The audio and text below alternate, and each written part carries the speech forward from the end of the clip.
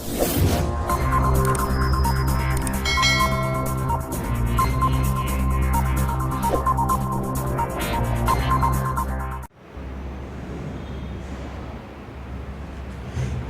मित्रों, आज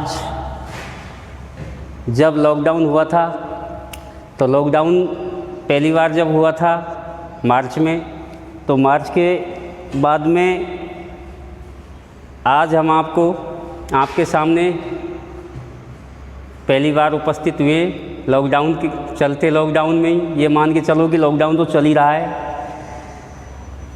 तो इसको देखते हुए आज माधोपुर आए थे। तो इसके साथ चलो एक टॉपिक आपके सामने पेश कर जाए।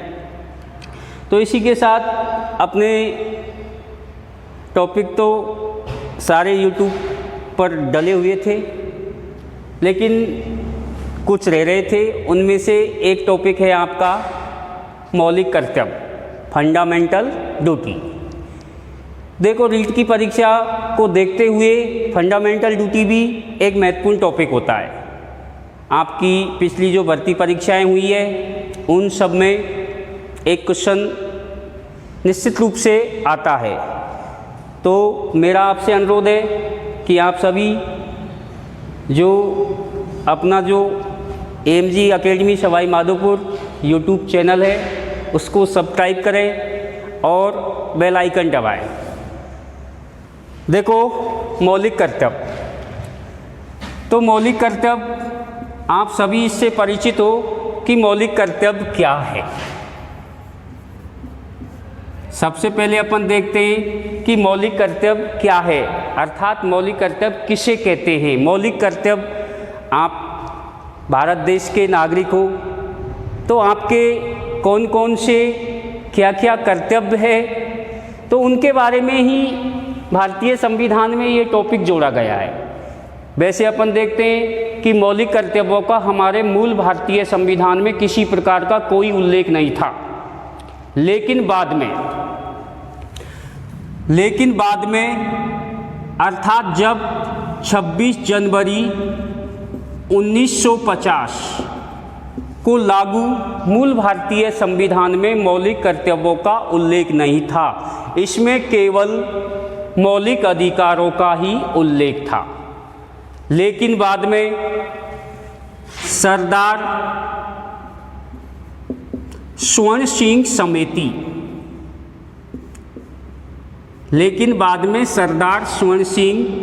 समिति का गठन किया गया।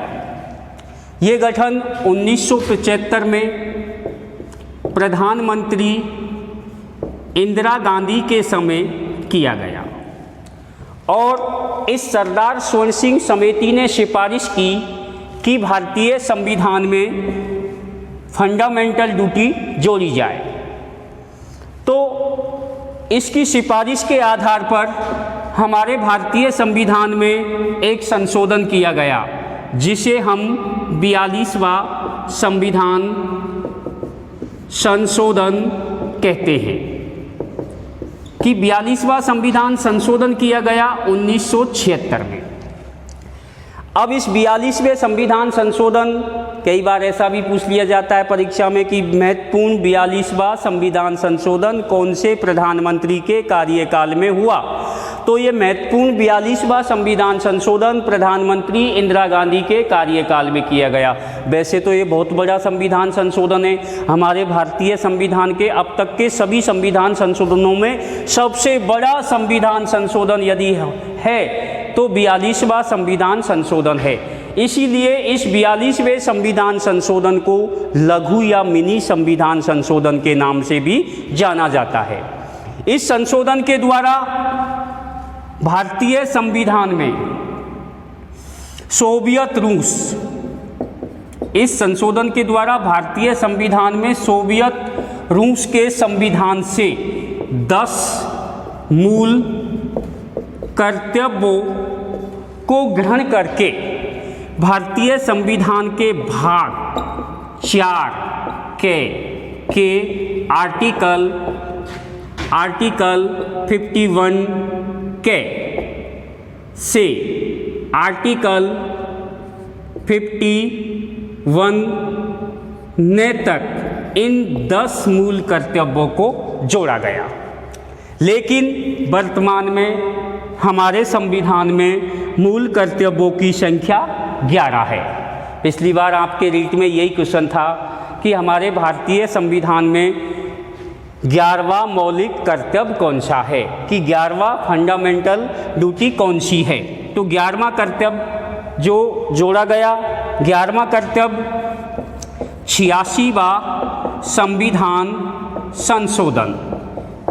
86वां संविधान संशोधन, ये संविधान संशोधन किया गया था 2002 में। उस समय हमारे देश के प्रधानमंत्री थे अटल बिहारी वाजपेयी। तो 86वां संविधान संशोधन किया गया 2002 में प्रधानमंत्री अटल बिहारी वाजपेयी के कार्यकाल में। तो उसके कार्यकाल में ये संविधान संशोधन किया गया, जिसमें 6 से 14 वर्ष तक के बालक और बालिकाओं को निःशुल्क व अनिवार्य शिक्षा उपलब्ध कराए जाने का प्रावधान किया गया। और इस 6 से 14 वर्ष के बालक और बालिकाओं को निःशुल्क व अनिवार्य शिक्षा उपलब्ध कराए जाने का जो प्रावधान किया गया, इसे 11वां मौलिक कर्तव्य बनाया गया। तो अपन कर्तव्यों के, फंडामेंटल कर्तव्यों के बारे में, ड्यूटी के बारे में बात कर रहे थे। तो कई बार ऐसा प्रश्न पूछ लिया जाता है कि निम्न में से मूल संविधान में किसका उल्लेख नहीं है। तो इसका कि मौलिक कर्तव्य हमारे मूल संविधान में नहीं थे, क्योंकि 26 जनवरी 1950 को हमारा मूल संविधान लागू हुआ था। उसमें किसी प्रकार के मौलिक कर्तव्यों का कोई उल्लेख नहीं था। एक बात दोबारा, कि सरदार स्वर्ण सिंह समिति का गठन किया गया प्रधानमंत्री इंदिरा गांधी के कार्यकाल में 1975 में। तो इस समिति ने सिफारिश की कि भाई भारतीय संविधान में फंडामेंटल ड्यूटी शामिल की जाए। तो इस समिति की सिफारिश पर प्रधानमंत्री इंदिरा गांधी के कार्यकाल में 42वां संविधान संशोधन हुआ था 1976 में। अब इस 42वें संविधान संशोधन 1976 के द्वारा सोवियत रूस के संविधान से 10 मूल कर्तव्यों को ग्रहण करके भारतीय संविधान के भाग 4 के आर्टिकल 51 ने तक जोड़ा गया। लेकिन वर्तमान में इनकी संख्या 11 है और 11वां है 86वां। 11वां जो मौलिक कर्तव्य है वो जोड़ा गया है 86वां संविधान संशोधन 2002। यह संशोधन प्रधानमंत्री अटल बिहारी वाजपेयी के कार्यकाल में किया गया, जिसमें 6 से 14 वर्ष के बालक और बालिकाओं को निःशुल्क व अनिवार्य शिक्षा उपलब्ध कराए जाने का प्रावधान किया गया। तो ये जो, अब इससे अपन आगे देखते हैं कि अपन ने चर्चा कर रहे थे कि कर्तव्य क्या है, कि कर्तव्य क्या है। तो कर्तव्य ऐसे कार्य जिनका पालन करने से राज्य और समाज की भलाई होती हो और व्यक्ति को अपने व्यक्तिगत हित और सुख साधनों का त्याग करना पड़ता है, उसे ही फंडामेंटल ड्यूटी कहते हैं। कि मौलिक कर्तव्य क्या है, कि ऐसे कार्य जिनका पालन करने से राज्य और समाज की भलाई होती हो और व्यक्ति को अपने व्यक्तिगत हितों का व सुख साधनों का त्याग करना पड़ता हो, उसे ही फंडामेंटल ड्यूटी कहते हैं। जैसे कि माना कि अपन किसी के प्रति, जैसे एक बालक है अपने पिता के प्रति कर्तव्य निभाएगा, एक बालक अपने माता पिताओं के प्रति कर्तव्य निभाएगा, तो उन कर्तव्यों में आप स्वयं इस बात से सहमत हो कि व्यक्ति जब कर्तव्य का पालन करता है तो व्यक्ति को अपने सुख और साधन जो होते हैं उनका त्याग करना होता है। तो व्यक्ति अपने जीवन में जब सुख साधनों का त्याग करता है तो कहने का मतलब आप समझ जाइए कि वो अपने फंडामेंटल ड्यूटी, जो फंडामेंटल ड्यूटी है उसका, फंडामेंटल ड्यूटी है उसको मान रहा है, उनका पालन कर रहा है। दूसरा प्रकार कि ये मौलिक कर्तव्य है, इनके प्रकार के बारे में कि भाई ये कितने प्रकार के होते हैं, अपन को ये भी देखना होता है। तो देखो, मौलिक कर्तव्य अर्थात फंडामेंटल ड्यूटी दो प्रकार की बताई गई है, दो प्रकार की बताई गई है। एक नैतिक कर्तव्य और दूसरा कानूनी कर्तव्य। नैतिक कर्तव्य और दूसरा है कानूनी कर्तव्य। अब नैतिक कर्तव्य व्यक्ति नैतिकता के आधार पर जिन कार्यों को करता है, अर्थात ऐसे कार्य जिनका पालन करना समाज और व्यक्ति दोनों के हित में होता है, और इन कर्तव्यों का पालन व्यक्ति की स्वेच्छा पर निर्भर करता है। कहने का मतलब ऐसे कार्य जिनका पालन करना समाज और व्यक्ति दोनों के हित में होता है, और इन कर्तव्यों का पालन व्यक्ति की स्वेच्छा पर निर्भर करता है, उसे ही नैतिक कर्तव्य कहा जाता है। दूसरा कि कानूनी कर्तव्य क्या है, कि कानूनी कर्तव्य ऐसे कर्तव्य जिनको राज्य के कानून के द्वारा निश्चित और लागू किया जाता है। भाई कानूनी जो कर्तव्य होते हैं, राज्य का जो कानून होता है, राज्य के द्वारा उन कार्यों को निश्चित और लागू किया जाता हो, उन्हें कानूनी कर्तव्य कहते हैं। लेकिन इन कानूनी कर्तव्य के पालन के लिए राज्य व्यक्ति पर प्रतिबंध लगा सकता है, कि भाई जैसे कानूनी कर्तव्य है उनके पालन के लिए राज्य व्यक्ति पर क्या लगा सकता है, प्रतिबंध लगा सकता है। जैसे राष्ट्रीय तिरंगा झंडा है, उनका हमको पालन करना है, राज्य ने प्रतिबंध लगा रखा है। जैसे राष्ट्रीय गान है, तो उनका भी हमको पालन करना है, उनका भी हमको आदर करना है। तो ये ऐसे हैं कि राज्य व्यक्ति पर ऐसे कार्य जिनका पालन करने के लिए राज्य व्यक्ति पर प्रतिबंध लगा सकता है, वो सब क्या होते हैं, कानूनी कर्तव्य होते हैं। तो ये तो बात हुई अपनी कर्तव्य। आगे अपन आता है कि ये कर्तव्य है, इनका उद्देश्य, कि भारतीय संविधान में इन कर्तव्यों को जोड़ने के पीछे क्या उद्देश्य था। कि भारतीय संविधान में मित्रों इन कर्तव्यों को जोड़ने के पीछे कोई जातिगत या राजनीतिक दबाव नहीं था। इन कर्तव्यों को जोड़ने के पीछे केवल व्यक्ति में राष्ट्र प्रेम और राष्ट्र की व्यक्ति है, तो व्यक्ति में इन कर्तव्यों को जोड़ने के पीछे मुख्य जो उद्देश्य था कि व्यक्ति में राष्ट्र प्रेम और देश प्रेम की भावना जागृत करना है। संविधान में इन कर्तव्यों को व्यक्ति के आदर्शों के रूप में जोड़ा गया है। इनको जोड़ने के पीछे किसी प्रकार की कोई दलगत या जातिगत राजनीति नहीं है।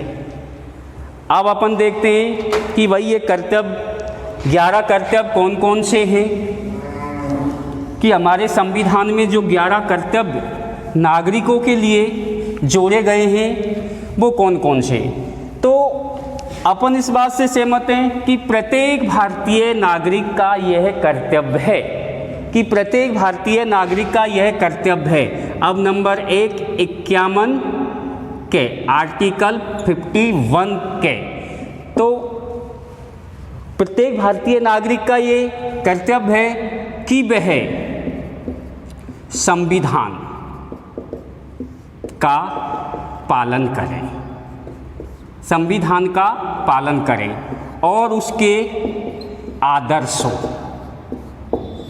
संस्थाओं,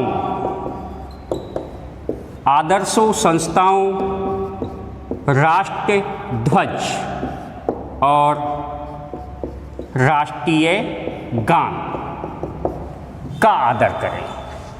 देखो आर्टिकल 51 के कि प्रत्येक भारतीय नागरिक का यह कर्तव्य है कि वह संविधान का पालन करें और उसके आदर्श, संविधान के कौन कौन से आदर्श हैं। आपने भारतीय संविधान की प्रस्तावना अर्थात उद्देशिका हम आपको पिछली कक्षाओं में पढ़ा चुके हैं। तो उद्देशिका में जो भी वर्णित है वो हमारे संविधान के क्या है, आदर्श है। जैसे भारत एक संपूर्ण प्रभुत्व संपन्न लोकतंत्रात्मक, गणराज्य, सामाजिक न्याय, धर्म, ये सब क्या है हमारे संविधान के आदर्श हैं। और संस्थाओं, संवैधानिक जो भी संस्थाएं जैसे हमारी विधायिका है, भारत का प्रधानमंत्री, राष्ट्रपति, विधायिका, राज्यों में विधानमंडल, जो भी संवैधानिक पद है वो क्या है, संस्था है। और राष्ट्रीय ध्वज हमारा तिरंगा झंडा, और राष्ट्रीय गान जन गण मन अधिनायक, तो ये इनका क्या है, आदर करना है।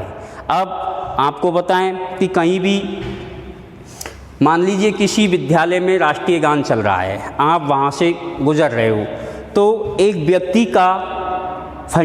व्यक्ति की ड्यूटी यह है कि जब राष्ट्रीय गान चल रहा है तो आप रुक के थोड़ा राष्ट्रीय गान की स्थिति में आप रुक सकते हो, उसका ये आपका आदर है। अगर आप नहीं भी रुके तो भी आपके प्रति किसी प्रकार की कोई वो नहीं है, लेकिन ये क्या है, कर्तव्य है, ये कर्तव्य।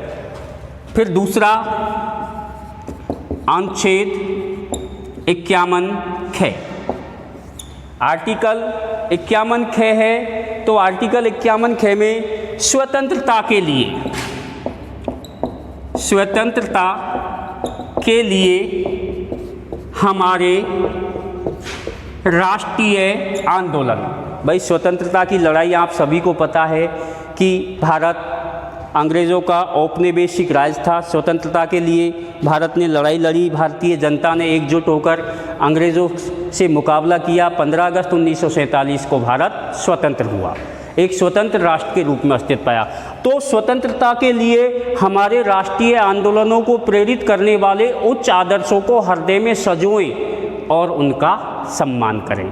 कि जब स्वतंत्रता की लड़ाई लड़ी थी हमारे स्वतंत्रता सेनानियों के द्वारा, तो उस समय कौन कौन से उच्च आदर्श थे, तो उन उच्च आदर्शों को, जो उच्च आदर्श थे, उन उच्च आदर्शों को हृदय में संजोएं और उनका सम्मान करें। जैसे हमारी स्वतंत्रता की लड़ाई लड़ने से पहले हमारे स्वतंत्रता सेनानियों का, संपूर्ण भारतीय जनता का एक सम्मेलन बुलाया गया और उस सम्मेलन में कहा गया कि भाई हम स्वतंत्रता की लड़ाई लड़ रहे हैं, अब इसमें हम पूरी भारत देश की पूरी जनता शामिल है, हमारे बीच में किसी प्रकार का ऊंच नीच का भेदभाव नहीं होना चाहिए और हमारे इस आंदोलन से, इस लड़ाई से महिलाओं, बूढ़े और बच्चों को किसी प्रकार का नुकसान नहीं होना चाहिए। तो ये जो आदर्श रखे गए थे, तो ये आर्टिकल 51 की स्वतंत्रता के लिए हमारे राष्ट्रीय आंदोलनों को प्रेरित करने वाले उच्च आदर्शों को हृदय में संजोए और उनका सम्मान करें।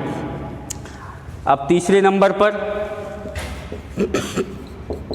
अनुच्छेद 51 ग, अनुच्छेद 51 ग में है भारत की संप्रभुता, एकता और अखंडता की रक्षा करें।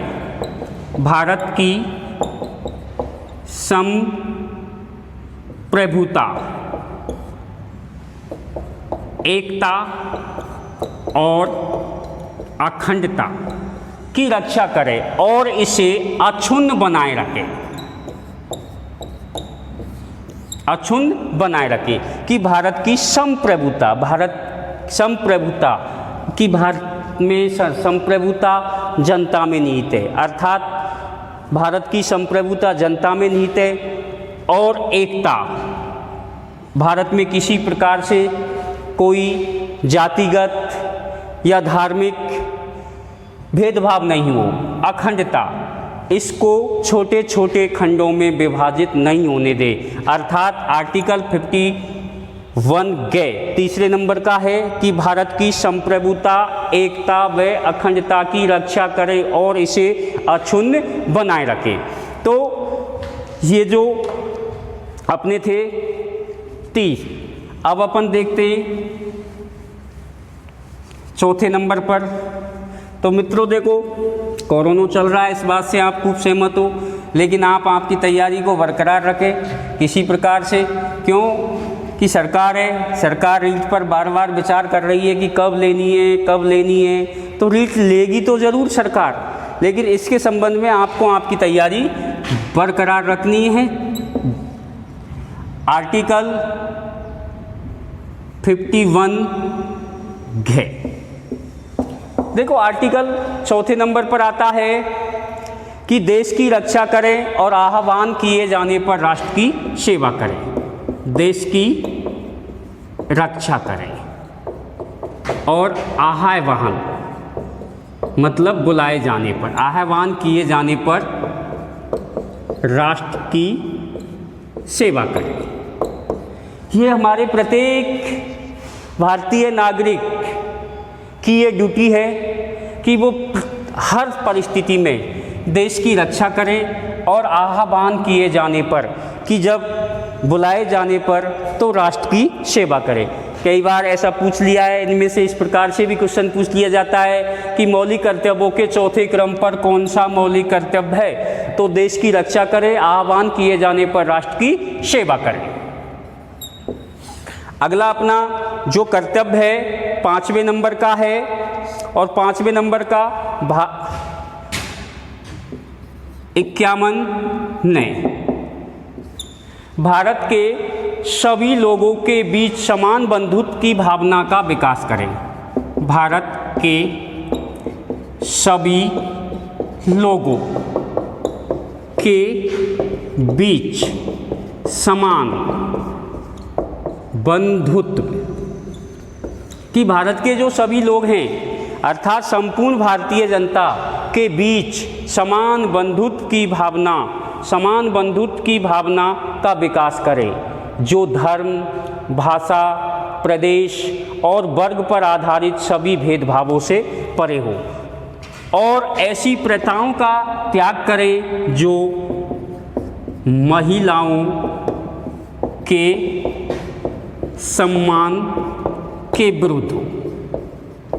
तो ये अपनी 5वें नंबर की ड्यूटी भारतीय संविधान में बताई गई है कि भारत के सभी लोगों के बीच समान बंधुत्व की भावना का विकास करें, जो धर्म, भाषा, प्रदेश और वर्ग पर आधारित सभी भेदभावों से दूर हो, और ऐसी प्रथाओं का त्याग करें जो महिलाओं के सम्मान के विरुद्ध हो।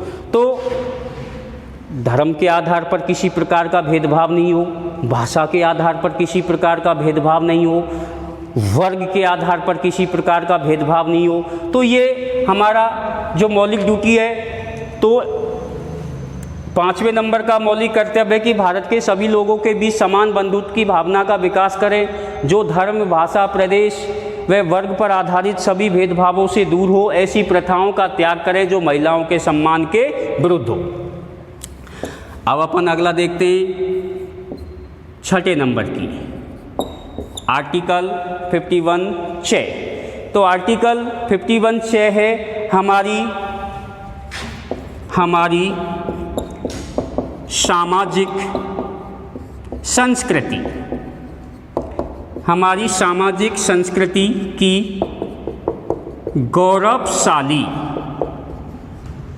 परंपरा, हमारी सामाजिक संस्कृति की गौरवशाली परंपरा के महत्व को समझें और उसका परिरक्षण करें। कि हमारी जो सामाजिक संस्कृति है, कि हमारा समाज है, प्रत्येक समाज है, समाज में हर समाज की अलग अलग संस्कृति है, तो प्रत्येक नागरिक को सामाजिक संस्कृति, समाज की जो संस्कृति है उसकी जो गौरवशाली परंपरा है, कि जो सामाजिक परंपरा है उन परंपराओं के महत्व को समझें और उनका परिरक्षण करें। 7वें नंबर की ड्यूटी आर्टिकल 51(6), आर्टिकल 51(6). तो इसके अंतर्गत है प्राकृतिक पर्यावरण।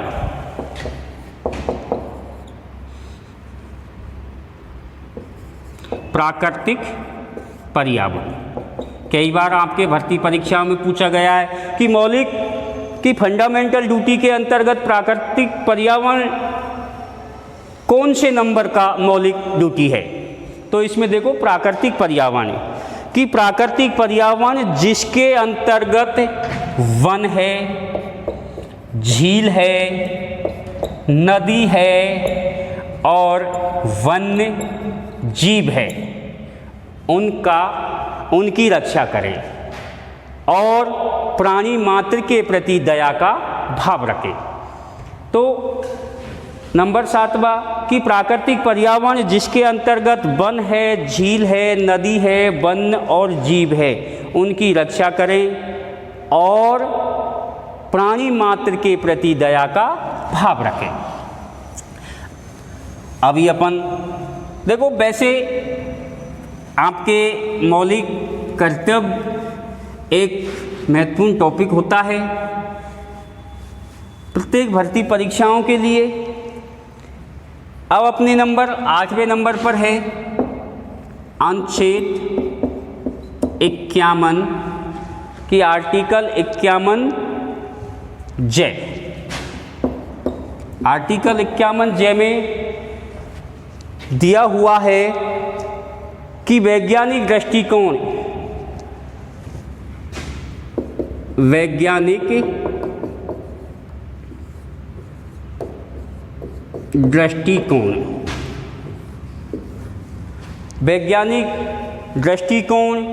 मानवतावाद और ज्ञानार्जन की भावना का विकास करें। कि वैज्ञानिक दृष्टिकोण,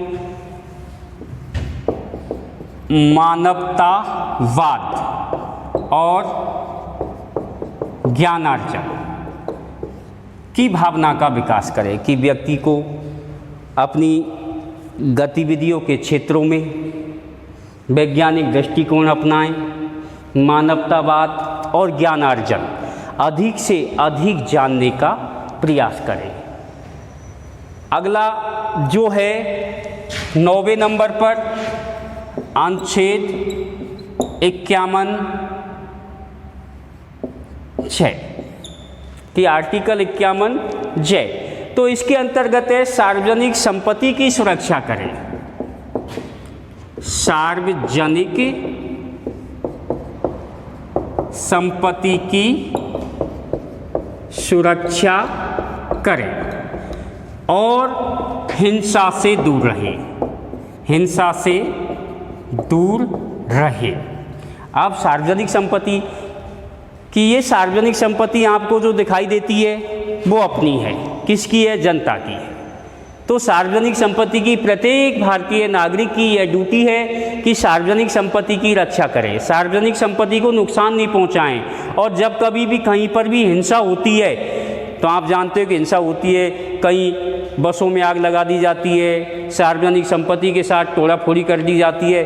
तो जब ऐसी हिंसा में, तो उस हिंसा से दूर रहें जो सार्वजनिक संपत्ति को नुकसान पहुंचाए। तो आर्टिकल 51 जे कि सार्वजनिक संपत्ति की सुरक्षा करें और हिंसा से दूर रहें। 10वां जो है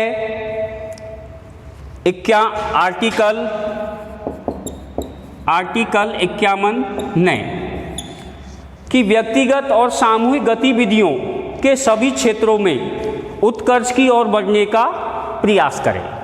कि व्यक्ति है अपने व्यक्तिगत और सामूहिक, व्यक्ति दो प्रकार के कार्य करता है। एक तो व्यक्तिगत जिनको अपने स्वयं के लिए पर्सनल कार्य करता है, कि व्यक्तिगत